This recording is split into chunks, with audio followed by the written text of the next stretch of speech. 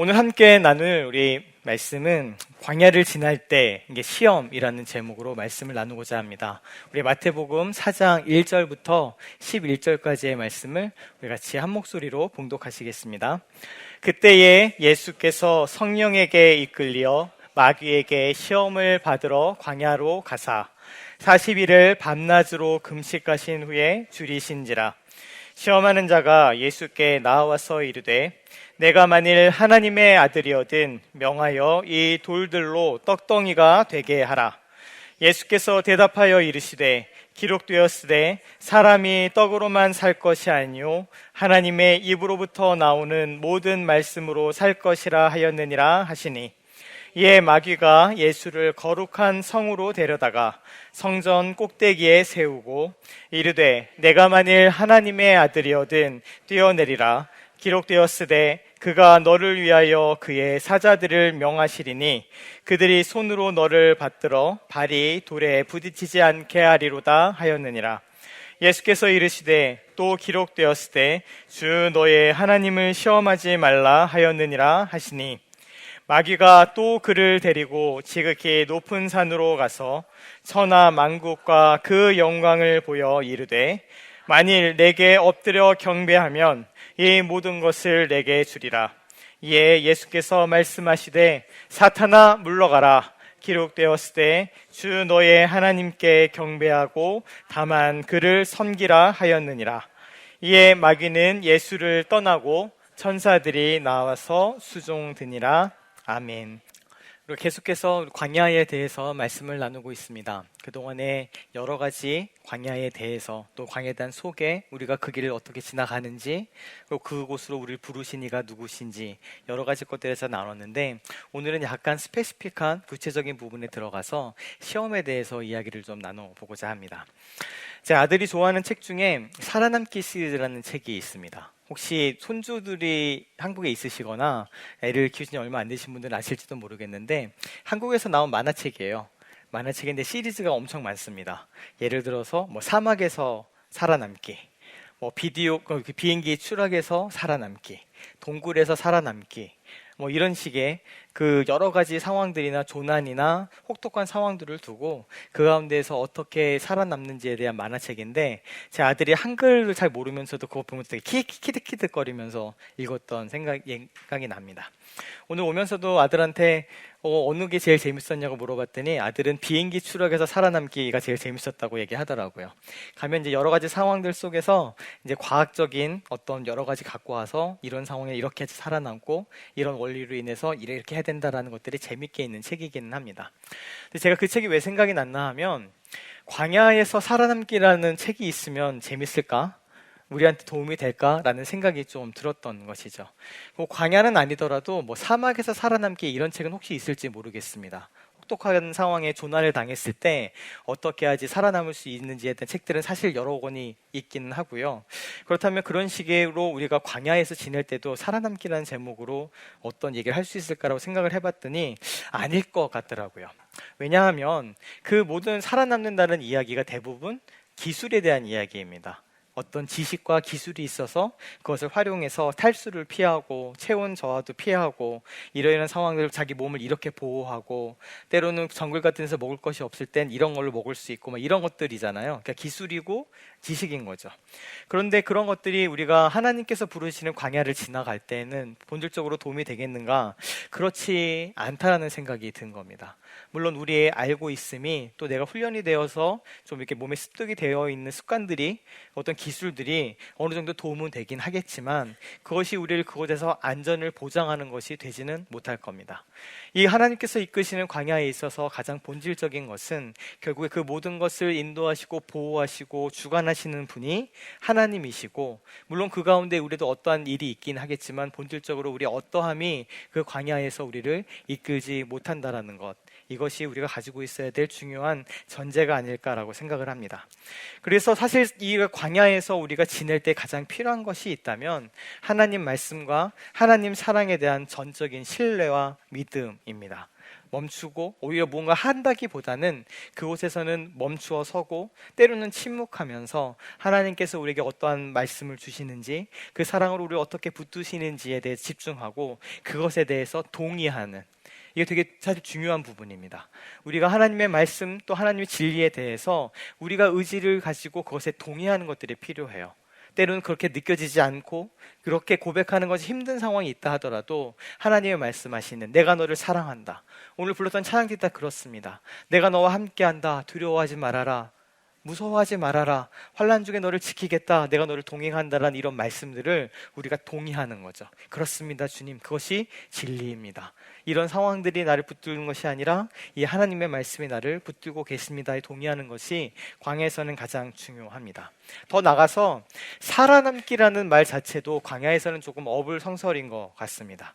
왜냐하면 우리의 목적이 그쪽에서 살아남는 게 아니거든요. 하나님의 목적도 광야로 이끄시는 게 우리를 죽이고자 하시는 것이 아니기 때문에 살아남는다는 표현보다는 그곳에서는 생명을 주시는 그분 앞에 그 생명을 붙들고 그 생명에 충만하신 그 하나님의 은혜 가운데 우리가 나아가 그분의 다루심을 받는 곳으로 이해하는 것이 더 맞다라고 생각을 합니다. 이처럼 광야는 하나님의 사랑에 의지하지 않고선 걸어갈 수 없고 그분의 인도하심이 충만한 곳이기는 하지만, 그럼에도 우리가 오늘 놓치지 말아야 될 것 한 가지는 이 광야에선 시험이 있다라는 얘기입니다. 광야에서는 반드시 시험이 있습니다. 이 시험이라는 말, 우리들에게는 별로 유쾌한 말이 아닌 것 같습니다. 혹시 시험이라는 그 말을 들으시면 기쁘신 분 계신가요? 와, 시험이야. 막 시험이란 말을 들으면 갑자기 아드레날린 막 치솟고 막 마음이 두근두근하고 그러신 분 계신가요? 아니요, 전 없을 거라고 생각합니다.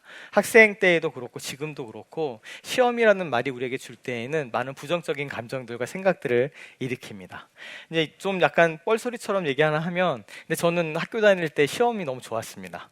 고등학교 때. 다른 게 아니고요. 시험 기간에는 일찍 끝나거든요.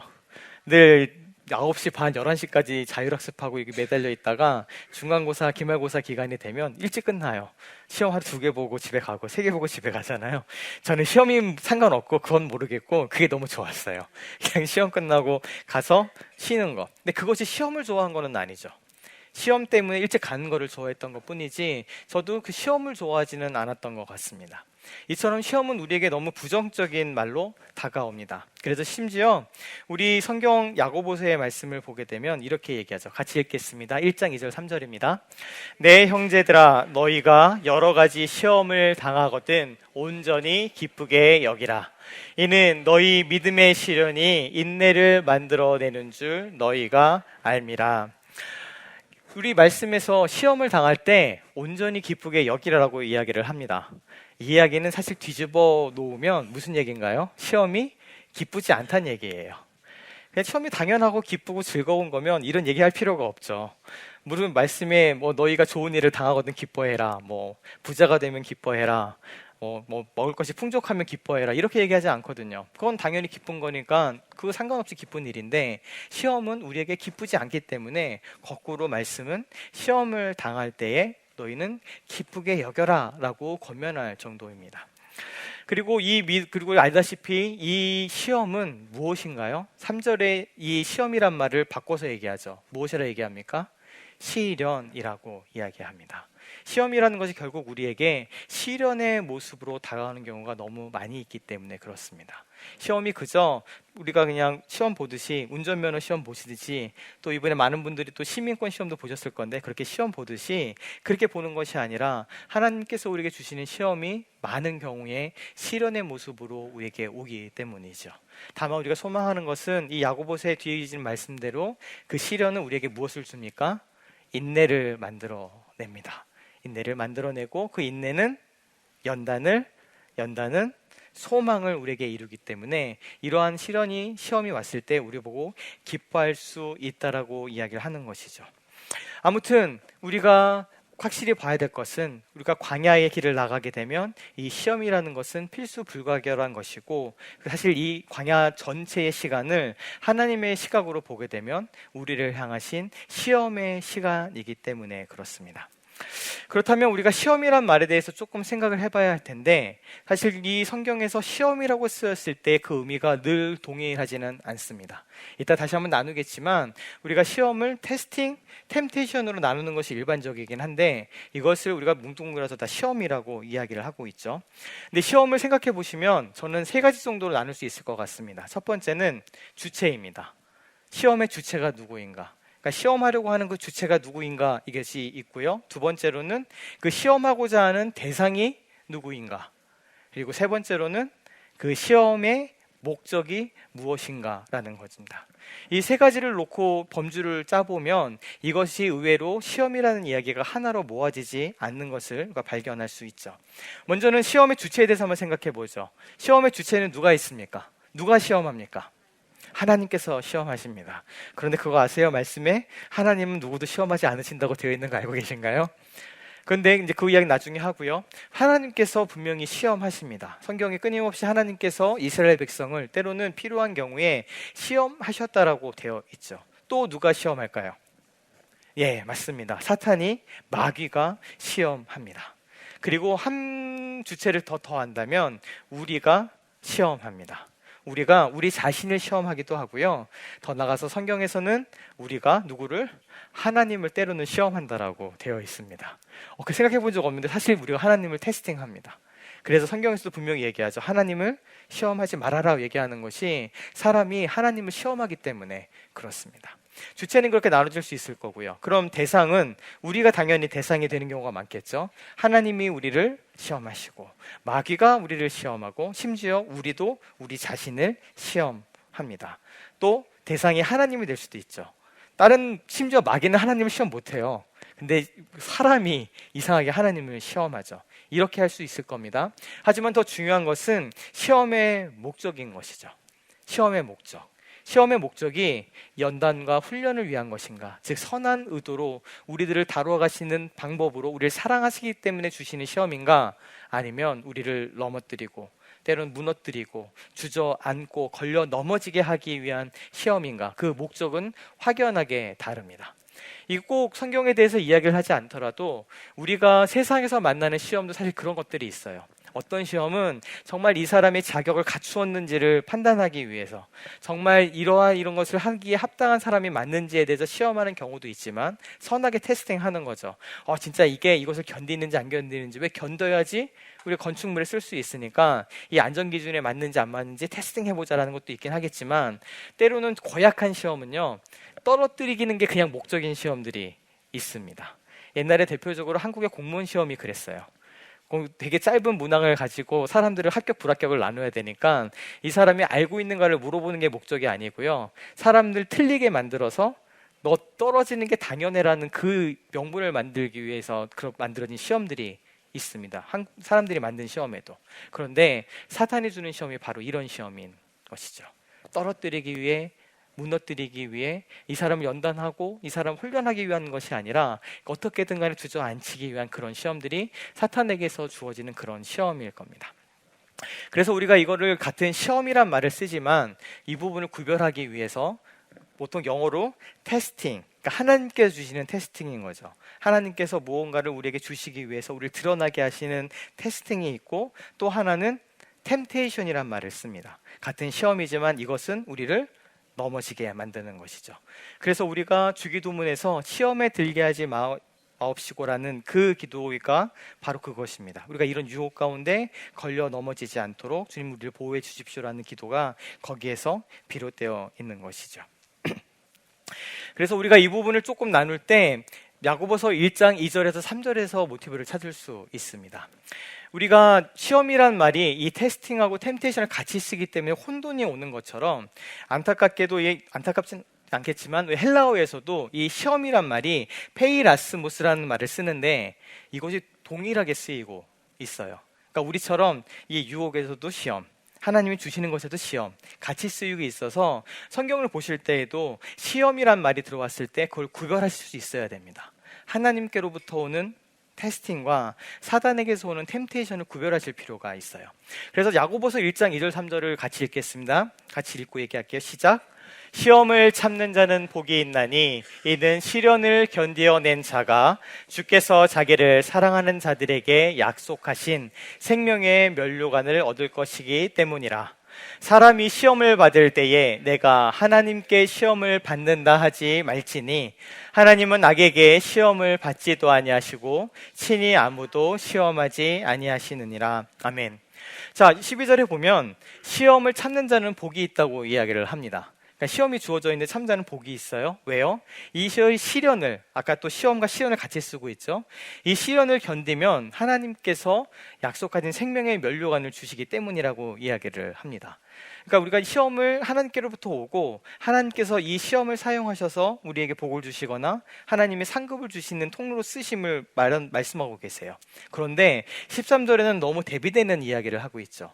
아까 얘기한 것처럼 하나님께서는 분명히 사람을 시험하십니다. 대표적으로 아브라함이 그렇습니다. 창세기 말씀을 보면 명확하게 기록이 되어 있어요. 뭐라고요? 하나님께서 아브라함을 시험하시려고 하고 너의 아들 이삭을 바쳐라라고 말씀하시는 장면이 나옵니다. 그러니까 그걸 사실 변호하는 말이기는 한데 아무튼 하나님께서 사람을 시험하시고 이스라엘 백성들도 시험하십니다. 그런데 오늘 여기에는 하나님은 어떻다고요? 시험도 받지도 아니하시고 친히 아무도 시험하지 않는다라고 얘기하고 있는 것이죠. 근데 헬라어로 이 두 말이 똑같아요. 똑같은 어근을 가지고 그냥 격에 따라 바뀌고만 있습니다. 같은 단어를 쓰고 있는 거예요. 그러니까 우리랑 똑같은 거죠. 그래서 이 말씀을 우리가 구별할 필요가 있습니다. 아까처럼 테스팅하고 템테이션으로. 그래서 이 부분을 새롭게 번역하는 성경에 보면 이걸 명확하게 구별을 다시 지어주고 있어요. 그래서 새 번역으로 보게 되면 이렇습니다. 12절에 시련을 견디어내는 사람은 행복합니다 라고 이야기합니다. 하나님께서 주시는 시련, 하나님께서 주시는 시험이 되는 것이죠. 그런데 13절에 이 시험이란 말이 어떻게 다시 바뀌나요? 여기서는 유혹이란 말로 바뀌는 겁니다. 똑같은 레벨의 것, 똑같은 것을 가지고 얘기하는 것이 아니라 하나님이 비롯된 것이 아닌 그것이 있는데 그렇기 때문에 사람이 자기 욕심으로 넘어지거나 자기 욕심으로 유혹받거나 자기 욕심으로 인해서 시험을 당하고 있는 상황에 대해서 함부로 하나님의 시험이다라고 이야기하지 말라라는 것이죠. 왜냐하면 하나님께서는 우리들을 넘어뜨리기 위해서 주저앉기 위한 유혹이나 시험을 하시는 분이 아니기 때문에 그렇습니다. 그래서 13절의 말씀을 보면 유혹을 당할 때에 아무도 하나님께서 나를 유혹하신다는 말을 해서는 안 된다라고 얘기하는 것이죠. 이렇게 나누어지는 겁니다. 마귀에게서 오는 것과 하나님께로부터 오는 것이 전혀 다른 것이죠. 하나님께서는 악의 유혹을 받으실 분도 아니시지만 뒤에는 제가 길어서 잠깐 뺐는데 하나님께서는 누구도 유혹하지 않으십니다 라고 끝이 납니다. 그래서 우리가 시험을 얘기할 때는 이 유혹과 하나님께서 주시는 테스팅을 분명히 구별을 하셔야 합니다. 그리고 예전에 설교했던 것을 다시 한번 짧게 얘기하지만 하나님의 테스팅은요, 우리가 자격이 있는지 없는지를 판단하기 위해서 혹은 우리가 무엇을 할 수 있는지 없는지를 하나님이 모르셔서 그거 한번 보자라고 하시는 시험이 아니라는 것들을 다시 한번 확인했으면 좋겠습니다. 하나님께서 우리를 시험하십니다. 하나님의 시험은 목적이 명확합니다. 그것을 가지고 우리를 판단하기 위한 것이 아니고 때로는 우리를 넘어뜨리기 위한 것도 아니고 때로는 우리를 실패하게 만드시기 위한 것이 아니라 하나님의 시험은 그 시험을 통해 우리의 어떠함을 드러내기 위함이라는 것 다시 기억하셨으면 좋겠습니다. 우리는 우리 스스로를 너무 과대평가한다라고 말씀드렸죠. 우리는 내 실제보다도 내 자신에 대해서 더 좋은 사람으로, 더 능력 있는 사람으로, 더 훌륭한 사람으로 생각하는 경향이 많습니다. 사람이 그렇습니다. 나 정도면 됐지 뭐라는 생각을 누구나 다 하고 있거든요. 제가 자꾸 비교하지만 제 아내한테, 제 아들한테 저는 생각해요. 나 정도면 괜찮은 남편이지.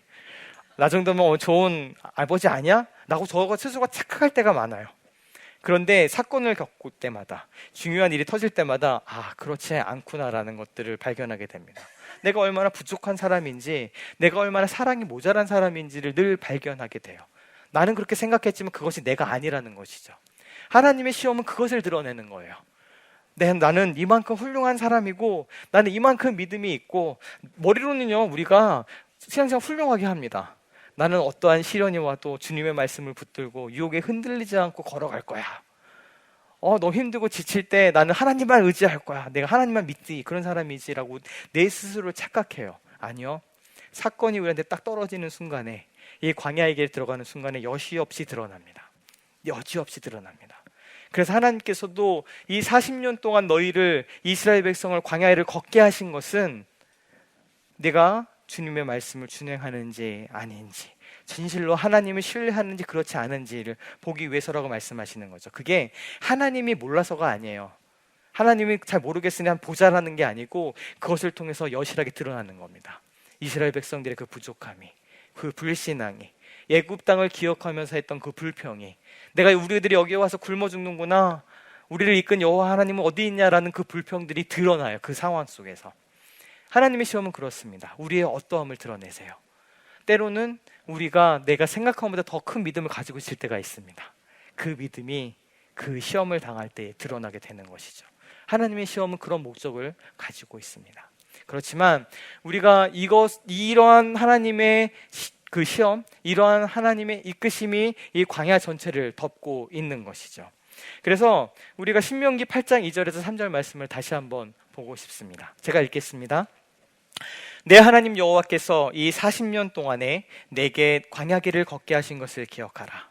이는 너를 낮추시며 너를 시험하사 내 마음이 어떠한지 그 명령을 지키는지 지키지 않는지 알려 하심이라.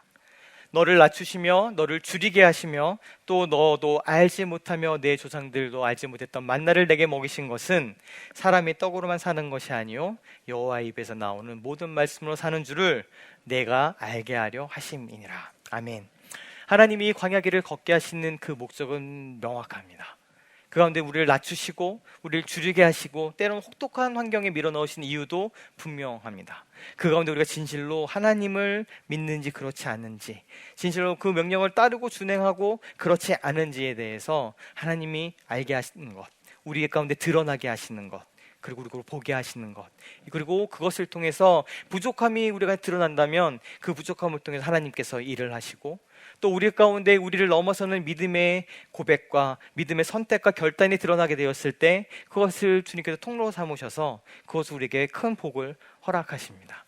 이것이 하나님의 일하심이고 광야의 전체의 일하심인 것이죠. 하지만 우리가 이 커다랗게 하나님께서 인도하시는 시험이라는 그것을 조금 벗어나서 오늘은 사탄이 주는 유혹에 대해서 조금 더 이야기를 해보고 싶습니다. 오늘 우리가 같이 읽은 본문의 말씀이 마태복음 4장의 말씀입니다. 이 마태복음 4장의 말씀을 보게 되면 예수님께서 성령에게 이끌려 마귀에게 시험을 받으러 광야로 가셨다라고 되어 있죠. 예수님께서 우리가 지난번에 살펴봤던 것처럼 광야로 가신 것을 누가 하셨습니까? 성령님께서 이끄셨습니다. 다른 번역에 뭐라고 되어 있다고요? 마가복음에는 하나님은 그 성령님이 에크발레이라는 단어가 있다고 그랬죠. 예수님께서 귀신을 쫓아내실 때 쓰는 그 단어예요. 그러니까 성령님께서 예수님을 쫓아내듯이 광야로 내모셨어요. 광야로 가셔서 이 광야로 있으신 동안에 예수님은 성령에 이끌림 받아 충만한 삶을 사셨는데, 그런데 그 가운데 무엇이 있다고요? 유혹이 있다라는 것을 보여주고 있습니다. 이 광야의 시간, 그리고 더 나가서 때로는 우리가 충만하고 영적으로 너무 좋다고 생각하는 그 시간에 유혹이 있음을 보여주고 있는 겁니다. 이 사탄의 유혹은 우리의 어떠함과 상관이 없어요. 우리가 뭐 믿음이 좀 이렇게 부족하고 연약하고 힘들고 그때뿐만 아니라 우리가 충만하여지고 너무 좋다고 생각하는 그때에도 이 사탄의 유혹은 끊임없이 우리 가운데 함께합니다. 그리고 예수님께서 광야로 가셨던 그 이유 중에 하나가 오늘 마귀에게 시험을 받기 위한 것임을 또 말씀하고 있는 것이죠. 즉 우리가 이 광야의 길을 걸어갈 때에는 이 사탄으로 말미암는 유혹이 우리 가운데 필수 불가결하게 있다라는 것, 그것이 오늘 이 말씀을 통해서 우리가 알 수 있게 됩니다. 그리고 이따 말씀을 하나하나 보면서 다시금 확인은 하겠지만 또 한 가지는 이 사탄이 예수님을 시험하게 될 때 뭘로 시험하는 줄 아시나요? 말씀으로 시험합니다. 거짓말 이런 것이 아니고 사탄이 늘 뭐라고 얘기해요? 일렀으되 기록되었으되 이런 말을 쓰면서 하나님의 말씀을 가지고 와서 그것으로 유혹을 해요. 그러니까 수단이 말씀을 사용하고 있어요. 거꾸로 우리가 이것에 대해서 분별할 필요가 있음을 기억해야 됩니다. 오늘의 주제는 아니지만 그래도 짧게 짚고 넘어가고 싶은 것이죠. 말씀이면 다 좋아가 아니고요, 결국 그 말씀을 통해서 내가 어떠한 목적과 어떠한 욕심과 어떠한 것을 투영하고 싶은가에 따라 말씀이 달라질 수 있는 겁니다. 그래서 어떤 분은 사탄과 예수님이 서서 이 유혹받고 승리하시는 장면을 가지고 말씀을 가지고 서로 싸우고 있는 거예요. 똑같이 말씀이란 도구를 가지고 말씀의 해석을 통해서 서로 부딪히고 있는 것을 볼 수가 있습니다. 사탄이 꼭 우리에게 눈에 보이는 방법으로, 누구나 다 아는 유혹으로, 뭐 돈으로 유혹하고 뭐 옛날에 뭐 미인계 막 이런 걸로 유혹하고, 이런 것이 아니라 사탄이 우리에게 주는 유혹은 그 눈으로 보이는 명확한 것일 뿐만 아니라 굉장히 교묘하고요, 때로는 이 말씀으로 혹은 신앙으로 포장되어 있어서 겉으로만 보면 절대 그렇게 보이지 않는 것을 가지고 우리를 유혹하기도 합니다. 그래서 사실 분별이 필요한 것이죠. 하지만 그건 이제 지나가서 오늘 사탄이 예수님을 어떻게 유혹하는지를 좀 보고 싶습니다. 그리고 이러한 유혹이 우리 광야를 살아가는 우리들에게는 어떤 유혹으로 다가오게 되는지, 우리가 그것을 어떻게 이겨낼 수 있는지를 좀 짧게 살펴보겠습니다. 오늘 처음 본 것처럼 3절 말씀에 우리 예수님께서 당하신 첫 번째 시험은 무엇인가요? 내가 하나님의 아들이여든 명하여 이 돌들로 떡덩이가 되게 하라라는 것입니다. 사실 이것을 통해서 사탄이 끊임없이 얘기하는 것이 무엇인가 하면은 네가 하나님의 아들임을 증명해내라는 것들을 요구하고 있어요. 하나님의 아들임을 네가 증명해봐. 네가 하나님의 아들이어든 이 돌을 떡으로 만들고, 네가 하나님의 아들이어든 저 높은 곳에서 뛰어내리고, 그러니까 하나님의 아들임을 증명하라고 우리가 계속 이야기하고 있는 것이죠. 근데 우리들도 사실 비슷한 유혹을 계속 당하는 겁니다. 네가 정말 하나님의 사랑하시는 자녀가 맞아? 네가 정말 하나님의 사랑을 받고 있어? 하나님이 정말 너를 보호하시고 늘 지켜주시는 분 맞아? 라는 그 이야기를 우리 보고 증명해내도록 하는 것이죠. 근데 이 부분은요, 우리가 증명해내는 영역이 아니고요, 이 부분은 우리가 신뢰하는 영역이에요. 이 부분 뒤에 다시 한번 얘기할 겁니다. 우리 끊임없이 그런데 사단은 그것을 가지고 이야기합니다. 너희의 doing을 가지고 네가 무엇을 함을 통해서 증명해내라는 것이죠. 아니요, 우리의 어떠함은 우리의 doing, 우리의 무엇을 하고 안 하고에 달려있지 않습니다. 우리의 자녀됨이 하나님께서 우리를 사랑하시는 것이 우리가 무엇을 하고 안 하고에 달려있지 않아요. 근데 사탄은 끊임없이 무엇을 하고 그것 함을 통해서 너를 증명해내라라고 이야기를 하는 것이죠. 아니요, 그건 사단의 유혹입니다. 끊임없이 그것을 증명하고 싶어하는 것, 그렇지 않아요. 우리의 어떠함은 철저하게 하나님의 어떠하심과 하나님의 말씀에 달려있습니다. 우리의 어떠함이 아니라, 이것이 이 유혹을 통해서 관통하고 있는 중요한 흐름 중에 하나인 것이죠. 근데 오늘 이 예수님께서는 배가 고파 줄이십니다. 40일 동안 금식하셨습니다. 그때 사탄이 와서 제일 먼저 하는 것이 이 돌을 떡으로 만들어라 라고 얘기하는 겁니다. 현실적인 문제를 보게 하는 것이죠. 현실을 보고 너의 필요를 지금 먼저 채워라 라고 이야기하고 있습니다. 광야의 길을 걸어갈 때 배가 고픕니다. 광야의 길을 걸을 때 목이 마릅니다. 그리고 그 길을 걸어갈 때 정말 중요해 보이는 일들이 내 눈앞에 있습니다. 근데 그것을 먼저 채워라라고 이야기하는 거예요. 다른 어떤 중요한 일들, 다른 하나님 앞에 나아가는 그 많은 것들 다 뒤로 하고, 네가 지금 눈앞에 급급한 문제가 있을 때 그 문제에 먼저 매달리고 그 문제를 해결하는 것이 맞지 않아? 조금 더 깊숙하게 들어가면 뭐라 얘기하는 줄 아세요? 현실적이 좀 돼봐. 너 현실을 고려해. 네 현실은 그렇지 않잖아. 이 현실의 이 문제를 먼저 해결을 해야지. 배고프잖아. 먼저 떡을 만들어서 너의 배고픔을 먼저 채워야 되지 않겠어? 먹을 것이 중요해 라는 유혹을 우리 가운데 하고 있는 것이죠. 광야의 길을 걸어갈 때 우리를 그렇게 유혹합니다. 지금 네 눈앞에 닥친 현실을 고려해. 현실을 바라봐. 또 현실적이 돼야 되지 않겠어? 이 급한 문제 먼저 해결해야 되는 거야. 다른 거 어떤 거보다 지금 네 삶에 있어서 이 부분이 가장 급한 것이고, 이 급한 것 빨리 해결을 하는 것이 먼저야. 괜찮아, 먼저 그거 먼저 해 라고 얘기하는 그 유혹이 사단을 통해서 우리에게 주어지는 것이죠. 두 번째 시험은 무엇입니까? 또 역시 말씀을 가지고 나오죠. 하나님의 아들이여든 뛰어내려라. 왜냐하면 말씀에 시편에 기록되어 있습니다. 그가 너를 위하여 그의 사자들을 명하셔서 손으로 너를 받들어 갖고 어떻게 해요? 발도 다치지 않게, 발도 돌에 부딪히지 않게 너를 보호하실 것이다. 뛰어내려 봐봐. 역시 이것을 통해 하나님의 아들임을 증명해라는 것과 동시에 여기에서 가장 중요한 핵심은 하나님을 시험하라는 것입니다. 하나님을 시험해봐. 정말 하나님 그러신 거 맞아? 아까 얘기한 것처럼 광야길을 걸어갈 때 우리는 끊임없이 하나님을 시험하고 싶어 합니다. 마치 뭐랑 비슷한가요? 잘 여물지 않은 연인끼리, 잘 여물지 서로 서로 용납하고 서로 헌신하는 관계가 좀 부족한 이 연인들을 보면 끊임없이 뭘 하고 싶어 하나요? 사랑을 확인하고 싶어 합니다. 테스트하고 싶어 합니다. 실제로 어떤 이상한 사람들은 막 테스팅을 해요. 야, 남자친구한테 이렇게 해봐. 이렇게 얘기했을 때 이렇게 얘기하는 게 해야지 너를 사랑하는 거야 라는 막 친구들 꼬드김에 넘어가서 막 그렇게 시험하는 것들 웃긴 얘기들도 인터넷에서 보잖아요. 끊임없이 시험하려고 합니다. 그런데 우리 이 광야를 걸어가는 우리들에게도 늘 속삭이는 것이 그것이에요. 하나님이 정말로 사랑하는 거 맞아? 시험해봐. 과연 그럴까? 하나님이 지금 너와 함께하고 계셔? 너 지금 광야길을 너를 보면은 너 지금 배고프잖아. 너 지금 목마르잖아. 이 메마른 땅을 걸어가고 있는데 하나님이 정말 그 복으로 너와 함께 하시는 거 맞아? 너 정말 하나님의 자녀야? 온전히 하나님께 용납되어 있는 아버지로서 하나님이 정말 너를 붙들고 계셔? 이 수많은 것들에 대해서 시험해봐 라고 얘기하는 거예요. 기록되었잖아. 뛰어내려봐. 이 기록된 대로 널 보호해 주실 거야. 그렇게 증명해봐 라는 것이 우리가 광야에서 만나는 시험인 것이죠.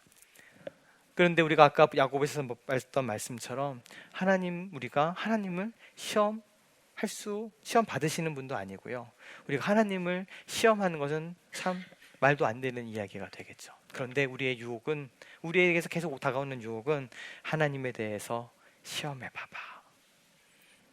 네가 이렇게 했을 때 정말 이렇게 하시는지를 봐봐. 야, 말씀에 네가 헌금도 열심히 하고 특히 11조 설교할 때 그러잖아요. 가득 채워놓으면 하나님이 채워주지 않는지 시험해보라고 그런 얘기도 있는데 해봐. 아니요. 하나님은 만홀의 여김을 받지 않으시고 우리에게 시험을 받으시는 분도 아니십니다. 그런데 사탄은 우리에게 그 유혹으로 다가옵니다.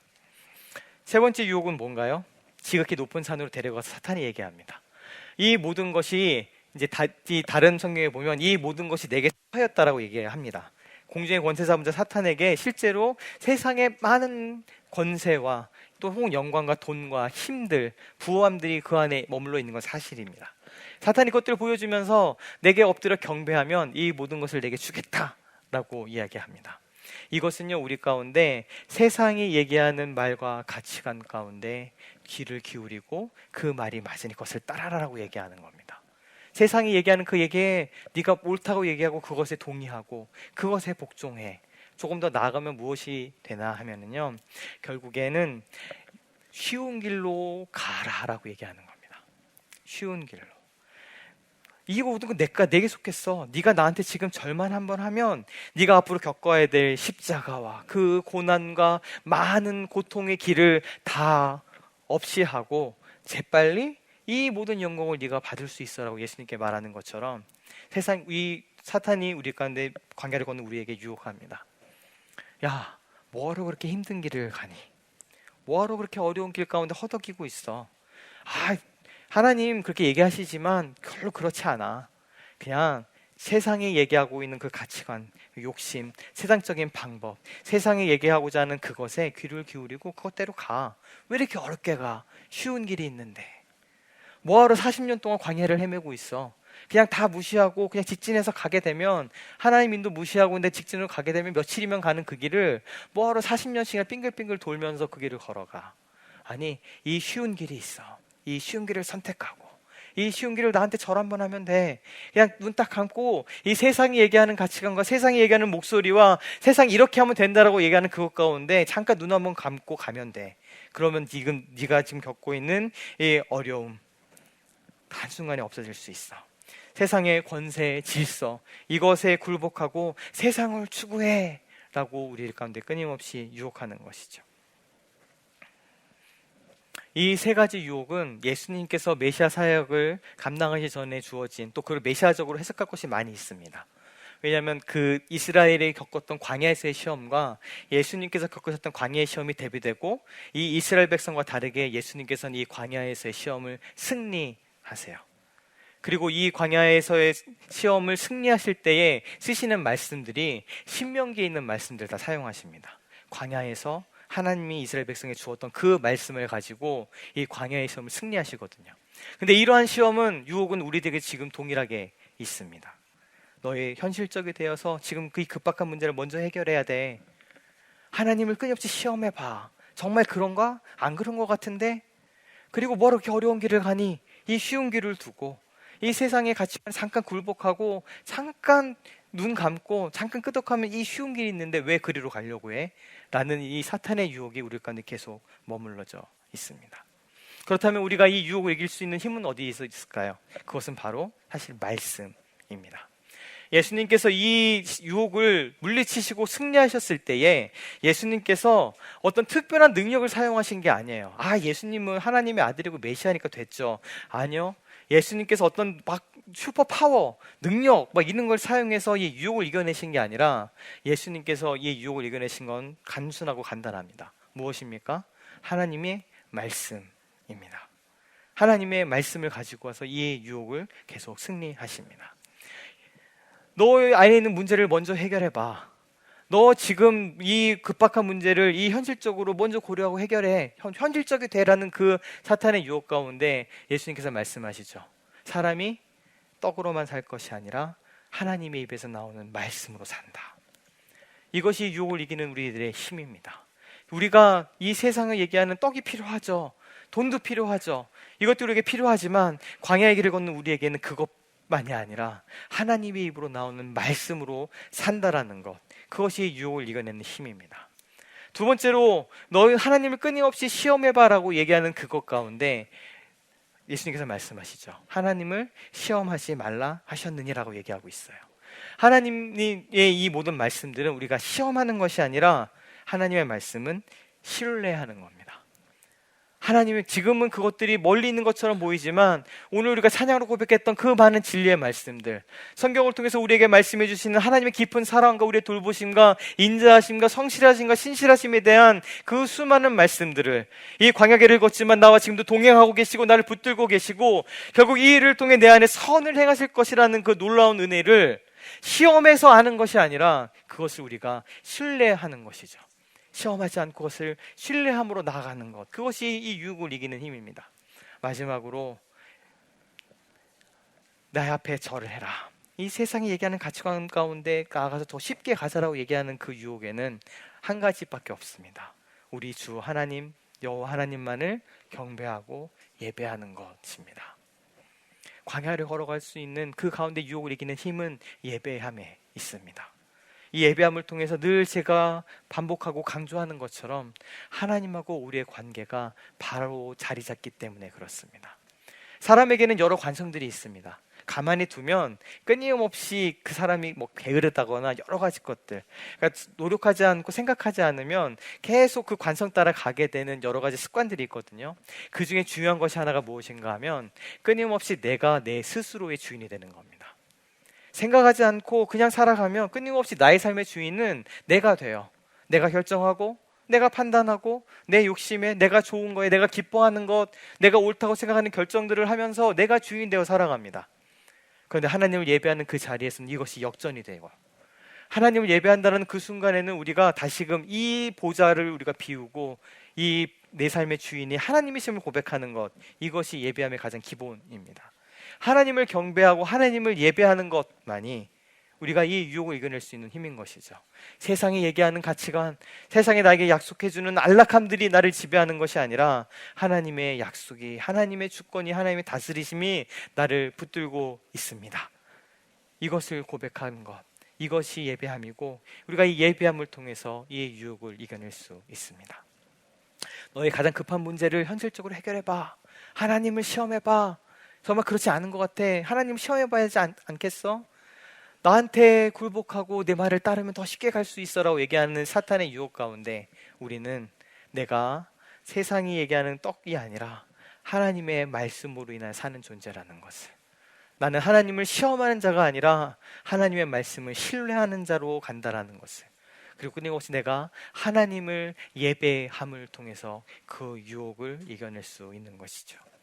그리고 하나님의 놀라운 비밀은요, 이러한 사탄의 유혹도 우리가 이겨내고 승리하게 되었을 때에 이것을 하나님께서 하나님의 놀라운 시련과 하나님의 시험으로 바꾸셔서 이걸 놀라운 일을 행하십니다. 그 대표적인 예가 누구입니까?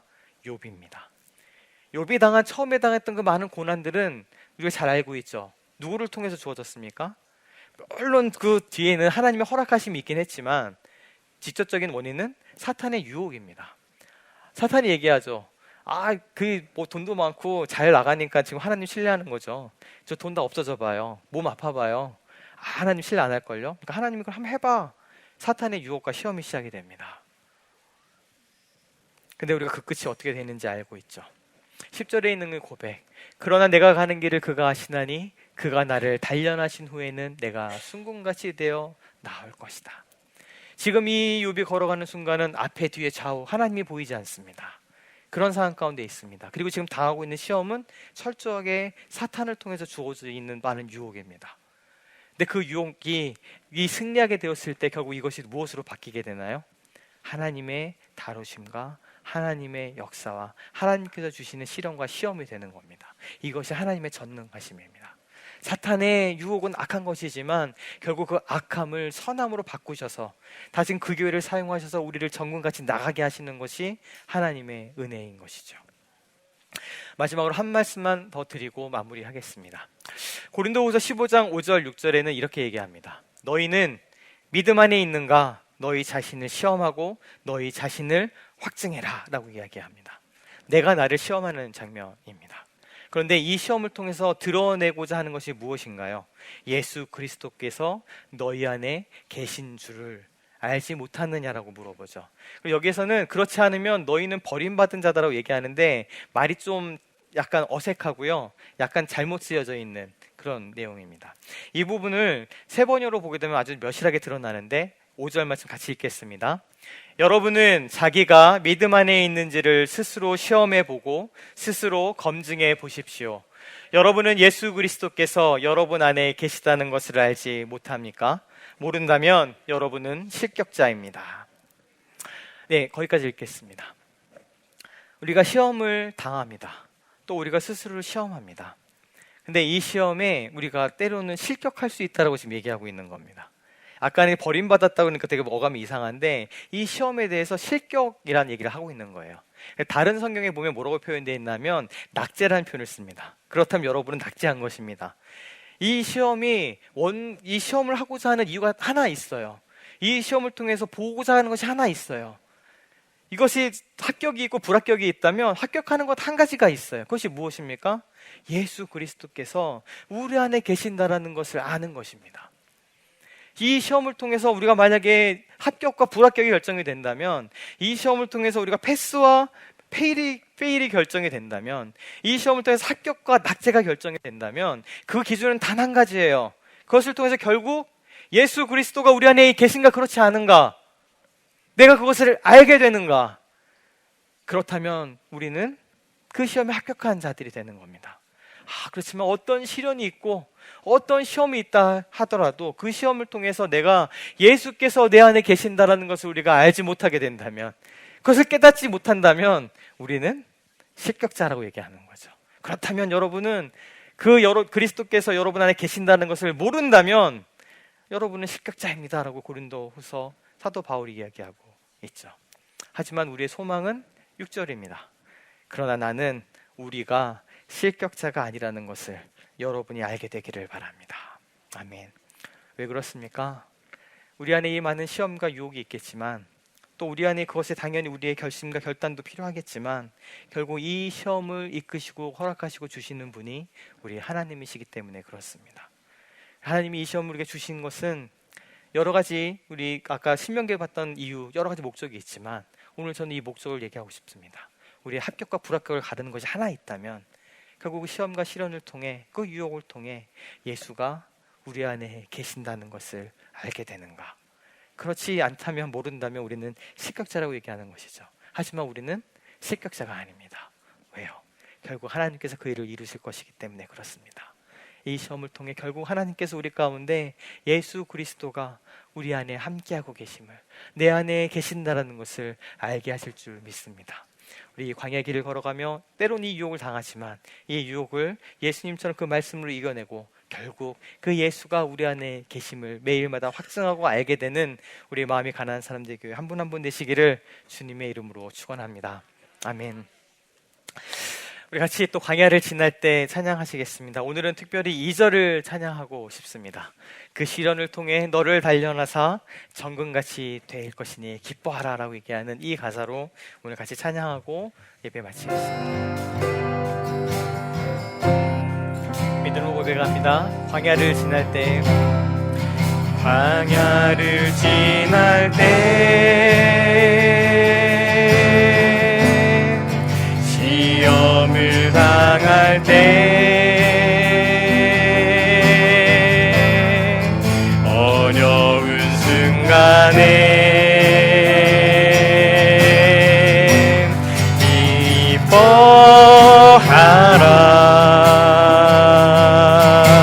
기뻐하라.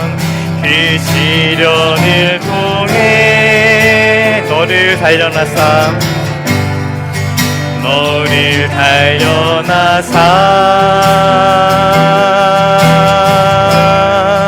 정금같이 되리.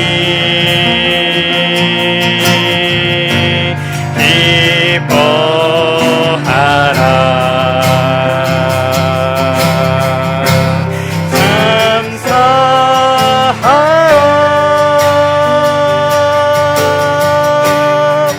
주내 방패되사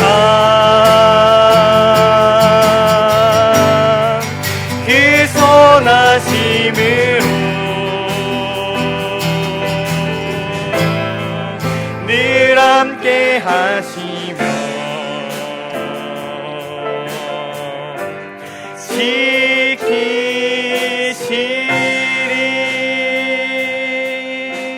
지키시리. 지금은 우리 구주 예수 그리스도의 크신 은혜와 아버지 하나님의 변함없고 끊임없으신 영원하신 그 사랑하심과 성령님이 함께하시며 내주하시며 우리를 도우시고 주의 은혜의 말씀을 생각나게 하시는 역사하심이 이 광야의 길을 걸어가며 때로는 유혹을 받고 시험을 당하지만 그때마다 주의 말씀과 주의 신실하심을 신뢰하며 그 시험을 이겨내기를 소원하는 사랑하는 우리 마음이 가난한 사람들에게 성도 한 분 한 분과 이 예배 가운데 나온 이들 머리 위에 이제부터 영원까지 함께 하시기를 간절히 축원하옵나이다.